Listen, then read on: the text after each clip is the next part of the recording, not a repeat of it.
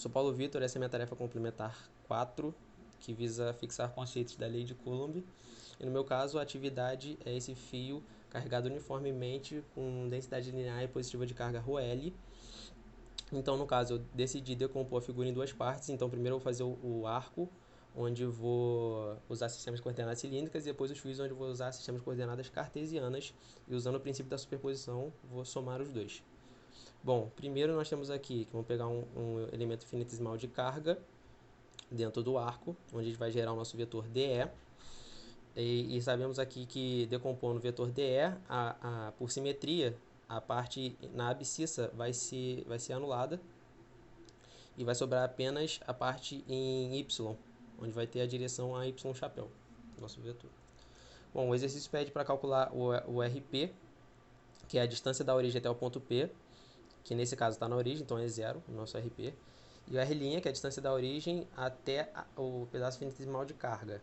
Nesse caso vai ser o A. Bom, também pede o módulo do vetor diferença, que é RP menos R'. Nesse meu caso vai ser só apenas R'.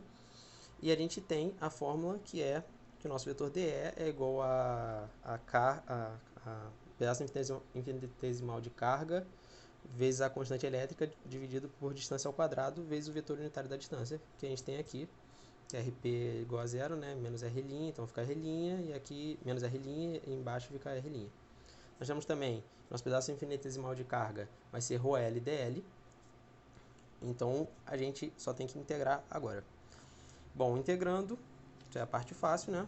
A gente tem aqui que o nosso vetor unitário vai ficar menos A sobre A, e aí vai multiplicar com A ao cubo aqui. Depois a gente vai fazer os cortes. E o nosso DL, que é o comprimento infinitesimal, vai ser A de φ, onde o nosso φ vai de 0 a π. Depois é só conta mesmo a gente terminar a nossa integral. Sendo que a gente vai estar na direção AY chapéu, como eu disse anteriormente. Para a segunda parte, a gente vai somar com 2 vezes o que eu vou apresentar agora, que é a parte do fio. Por quê? Vamos lá. Nós temos 2 fios, então a gente vai ter de novo o campo elétrico aqui, a gente vai decompor. Novamente, a parte da abscissa vai ser cancelada uma com a outra, porque uma está indo para a esquerda e outra para a direita. A distância da carga que eu peguei aqui até o ponto eu vou chamar de R, então a gente vai ter DAY igual a DE cosseno θ devido à geometria da figura, onde nosso cosseno θ vai ser Y sobre R. Meu RP vai ser igual a 0 novamente, porque o meu ponto está na origem, só que dessa vez eu estou usando coordenadas cartesianas. E eu vou ter o R' igual a raiz de A ao quadrado mais Y ao quadrado, que é nada mais do que a minha hipotenusa aqui. De novo, a mesma fórmula. Nosso D aqui, né, que é o RP menos R' dividido pelo módulo do RP menos R'. Só que como a gente vai ter só a componente EY, vamos calcular a componente EY de novo. Como poderia ser no outro também.